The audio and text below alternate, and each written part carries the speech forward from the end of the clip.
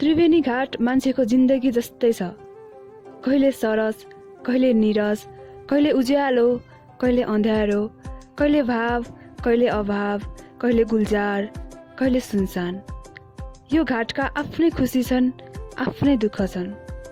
मकर मासमा त्रिवेणीमा दुध बग्छ। ठिर्याउने माघमा अगेना वरिपरि बसेका हामी भुरालाई हजुरआमा भन्नुहुन्थ्यो। कति पटक म निशाचर झै राति अबेरसम्म घाटको आसपास घुमिरहेको हुन्थे। मेरो आँखा अगाडि त्रिवेणी घाटमा पानीको सट्टा दुध बगिरहेको हुन्थ्यो। मलाई थाहा छ, सपनाको सन्देश हुन्छ, इतिहास हुँदैन। हजुरआमा भनिरहनुहुन्थ्यो, माघ महिनाभर चल्ने मकर मेलामा त्रिवेणी घाटमा नुहायो भने सबै पाप नष्ट हुन्छ। 2054 र 66 सालको मकर मेलामा पिताजीको पछि लागेर त्यहाँ पुगेको मैले पनि स्नान गरेको थिएँ। के म पापमुक्त भइसके? हजुरआमासँग जिउँदै थिए जादुमय लोकका कथा, मिथक र किम्बदन्ती, पुराना मान्छेबाट सुनेका वा गाउँघरमै बुनिएका, अनि अरूलाई सायद नाति नातिनालाई सुनाउन जतन साथ राख्नुभएको कथाहरूको कुटुरो। हजुरआमाले सुनाएका कथाको पछि पछि लागेर म निस्किएको छु मिथक र किम्बदन्तीको यात्रामा। त्रिवेणी र पनौती सहरलाई जान्न शताब्दीयौं पुराना आख्यान र किम्बदन्तीहरूमा प्रवेश गर्नुपर्छ। तिनमा इतिहास लुकेको छ र इतिहासलाई कब्जा गरिबस्ने राजाहरू यहाँ पनि छन्। तर पनौतीमा राजाका मात्रै कथा छैनन्, प्रजाका परिश्रमका किस्साहरू पनि छन्। यहाँ आफ्ना तिलस्मी कथाहरू साधेर बसेका देवताहरू पनि छन्। त्रिवेणी घाट जिन्दगी र मृत्युको एउटा साँगु हो, जसले अस्तित्व र अनस्तित्वको मैत्रीबाट बनेका रहस्यमय कथा किम्बदन्तीलाई आवागमन गराइरहन्छ। रोसी र पुण्यमाता नदीको यो जोड जीवन र मृत्युको सङ्गम पनि हो। यी नदीको उद्गम पहाडबाट खसिरहेको कञ्चन झरना हो। निम्छरो घामको आड लागेर म हेरिरहेछु पुण्यमाता मिसिएपछि झनै रौसिएको रोसी। रोसी त्रिवेणी घाटबाट थोरै पूर्व लागेर दक्षिणतिर सोझिएको छ। अलिकति पर पूर्वतिर वनस्थली र खोपासीका फाँटहरूलाई काटेर यसले गहिरा खोज बनाएको छ। खोजमाथि परसम्म फैलिएको फाँटको डिलमा घामका पहेँला किरण नाचिरहेका छन्। काठमाडौँबाट 32 किलोमिटर दक्षिण पूर्वको काभ्रे जिल्लामा पर्ने पनौती सहर र त्रिवेणी घाटबारे नेपाल महात्म्य पनि लेखिएको छ। धार्मिक ग्रन्थहरूमा पनौतीको सङ्गमस्थल इन्द्रकी पत्नी शचीका नामबाट शची तीर्थका रूपमा स्थापित छ। स्थानीय बासिन्दा यसै घाटलाई त्रिवेणी घाट वा त्रिवेणी धाम भन्छन्। वासिङ सिन्स द मकर मेला पिल्ग्रिमेज अफ पनौती नेपाल शीर्षक लेखमा फ्रान्सेली मानवशास्त्री जेरार्ड तोफा लेख्छन्, स्थानीय वंशावलीहरूमा यो क्षेत्र भारत, अलाहाबाद स्थित गङ्गा, यमुना र सरस्वती नदीको सङ्गमस्थल प्रयाग क्षेत्र चाहिँ पवित्र मानिन्छ। भारतमा प्रयागको जति महत्त्व छ त्यति नै महत्त्व त्रिवेणी घाटको नेपाली समाजमा छ। नेपाल महात्म्य त्रिवेणी घाटलाई 166 मुख्य तीर्थस्थलमध्ये एकको रूपमा वर्णन गरिएको छ। घाटको ठिक सामुन्नेमा छ कृष्ण मन्दिर, पारिपट्टि छ ब्रह्मयानी मन्दिर। यो अद्भुत घाटको सेटिङ, डिजाइन र किम्बदन्तीको प्लेटले कुनै पनि मानिसलाई मन्त्रमुग्ध पार्न सक्छ। पनौतीको त्रिवेणी त्यस्ता घाटमध्ये एक हो जसले आफ्नो मात्रै कथा सुनाउँदैन, आफूले सिन्जन गरी बसाएका पनौती सहर, त्यसको इतिहास, संस्कृति, देवस्थल अनि त्यहाँ विकास भएको मानव समाजबारे सविस्तार बयान गर्छ। मकर मेलाका बखत त्रिवेणी घाटको नदीमा पानीको सट्टा दुध बग्ने मिथक कथा, घाटमा नुहाएपछि पाप नष्ट हुने विश्वास। एउटा बालक चाहिँ म कहिलेकाहीँ सोध्छु, के कुनै सुदूर अतीतमा यहाँ दुध बग्थ्यो? लेखक कृष्ण प्रकाश श्रेष्ठले स्नान नाम कोशमा लेखेका छन्, मकर मासमा यस त्रिवेणीमा दुध बग्छ भन्ने जनधारणा छ। हुन पनि मान्छेको सभ्यता विश्वास, अविश्वास र अन्धविश्वासको त्रिवेणी हो। त्रिवेणी घाट त्यसको प्रमाण हुन्। कसैको विश्वास, कसैको अविश्वास त कसैको अन्धविश्वास हुनु सभ्यताको निरन्तर सत्य हो। यही सत्यका कारण सभ्यता कहिल्यै समान प्रवाहमा छैन। सभ्यता निर्द्वन्द्व कहिल्यै हुन सक्दैन। त्यसका द्वन्द्वका रहस्यहरूलाई धर्मले मेटाइदिन्छ। त्यसपछि प्रश्नहरू निरञ्जन निराकार बनेर विलय हुन्छन्। यसरी विश्वास, अविश्वास र अन्धविश्वास सबै बोकेर मानिसको लर्को त्यहाँ पुगेर विलय हुन्छ। त्रिवेणी अनन्त पनि छ, तर यहाँको त्रिवेणीमा एउटा खास रहस्य र यसको नाममै छ। त्रिवेणी भनिए पनि यहाँ दुईवटा नदीको मात्रै सङ्गम देखिन्छ, रोशी अर्थात् लीलावती र पुण्यमाता अर्थात् पद्मावती। तर स्थानीय बुढापाका र तान्त्रिकहरू विश्वासका साथ भन्छन् यहाँ 3वटा नदी बग्छन्।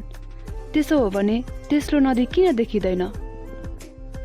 इन्द्रायणीको तपस्याबाट प्रसन्न भएकी पार्वती नदीका रूपमा बग्न थालेको हुनाले रुद्रवती भनिएको अनुश्रुति छ। रोशी र पद्मावतीको सङ्गममा मिल्ने अर्को नदीलाई गुप्तवती पनि भनिन्छ र मानिसहरू भन्छन् रुद्रवती अर्थात् गुप्तवती गुप्त रूपमा बगिरहेकी छिन्, जुन सतहमा देखिन्नन्। अनुसन्धानदाता भोगीराज चामलिङका अनुसार रोशी खोलाले किराँती र काठमाडौँलाई जोडेको छ। भन्छन् किराँती भाषाहरूमा र पूर्वी नेपालमा किराँतीहरूको थातथलोमा नदीलाई कुशी अर्थात् कोशी भनिन्छ, जसरी काठमाडौँमा नदीलाई खुसी जस्तै सामाखुसी भनिन्छ। त्यसैले रोशीको आदिम शब्द सम्भवतः रोकुसी वा रोखुसी हो। पनौतीमा हालसम्म ढिकीको प्रयोग नगरिने कथामाथि डाक्टर सुमनराज ताम्राकारले पनौतीका चाडपर्वहरू र मकर मेला किताबमा स्थानीय अनुश्रुति टिपेका छन्। जस्तै पनौतीलाई बासुकी नागले संरक्षण र बेष्टित गरेका छन्। त्यसैले राजा आएर यहाँ बास बस्नु हुँदैन। नागलाई चोट लाग्छ भनेर ढिकी नकुट्ने प्रथा पनि छ। एउटै ढुङ्गामाथि पनौती अडिएकाले पनि यहाँ ढिकी राख्नुहुन्न भनिन्छ। नाग राजाको शान्ति भङ्ग नहोस् भनेर मानिसहरू अद्यापि ढिकी प्रयोग गर्दैनन् भनी स्थानाम कोशमा लेखिएको छ। भनिन्छ जसरी पनौतीमा ढिकीमा धान कुटिँदैन उसै गरी काठमाडौँमा गोरु नारेर हलो जोतिँदैन। कृषि जीवनमा आधारित नेपाली समाजमा किन हलो नजोतिएको, किन ढिकीमा धान नकुटेको रहस्यकै गर्भमा छ। त्यस वर्ष हिउँदको सुरुमै आरु बखडा फुल्न थालेको थियो। त्यही हिउँदको कुनै एक दिन रुखबाट भुइँमा झरेका आरु बखडाको फुल अन्जुलीभरि लिएर म त्रिवेणी घाटतिर गइरहेको थिएँ। घाटमाथिका डाँडा अरू बेला अद्भुत मनोरम हुन्थे, त्यस दिन ती विरक्त लाग्दा थिए। घाट किनारका नाङ्गा चिसा रुखहरू भुइँतिर हेर्दै मौनी साधिरहेका थिए। सुस्ताउँदै माघको मधुरो घाम तापिरहेको हजारौँ वर्ष बुढो बजार नजिकैका दक्षिण पश्चिमपट्टिका पनौती वनका डाँडा धुलाम्मे मन्डी ओढेर घाट कुरिरहेकी जीर्ण काएकी वृद्धा जस्तै देखिन्थे। पनौती वनलाई वन कार्यालयका कागजमा थलपुवन लेखिएको छ।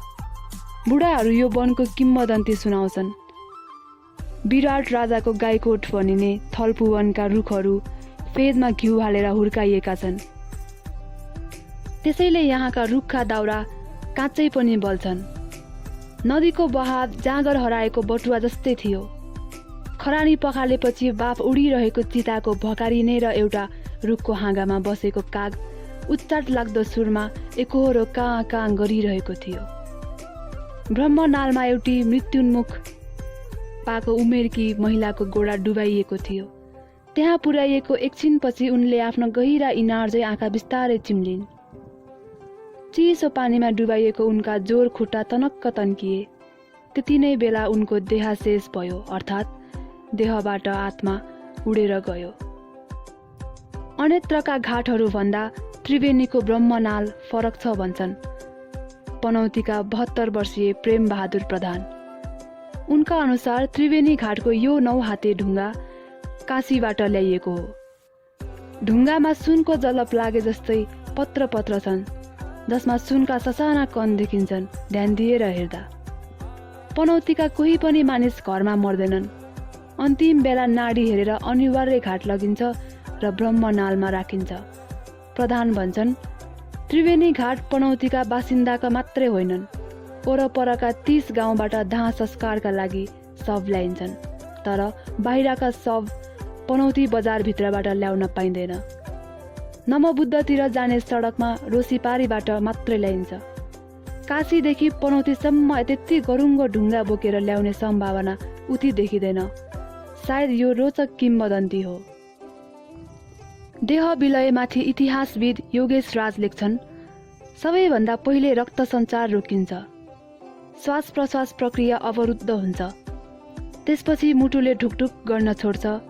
अङ्ग प्रत्याङ्गमा रक्त सञ्चार नभएपछि तथा बाह्य तत्त्वलाई भित्र र भित्री मैलालाई बाहिर लान नसकेपछि जीवन सतत हुन सक्दैन। त्यति बेला शरीरको सबैभन्दा कमजोर स्थानदेखि जीवनी शक्ति हराउन थाल्छ। सबैतिरबाट तेज गुडुल्किएर बसेको अहङ्कारमा अस्ताउँछ, जिउ चिसिन थाल्छ।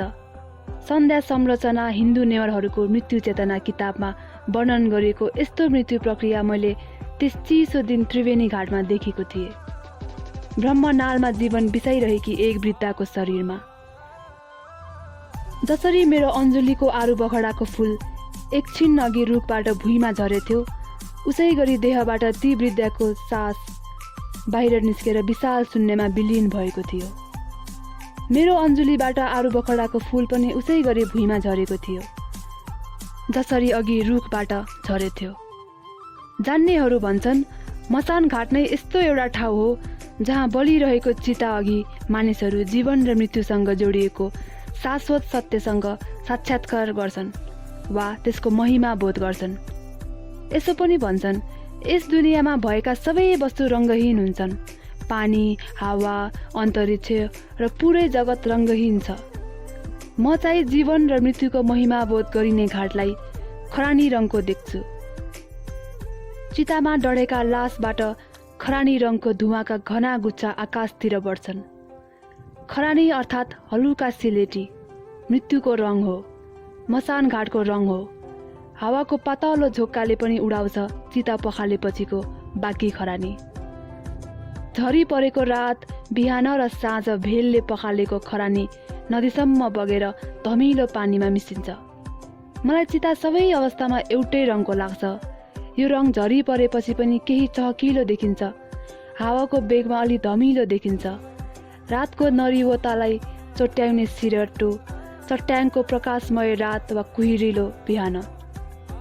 घाट श्वेत श्यामसँग मिसिएर बनेको गाढा सन्ध्या रङको देखिन्छ। घाटको रङ अनौठो हुन्छ, खरानीको जस्तो या त मटमैलो ध्वाँसे।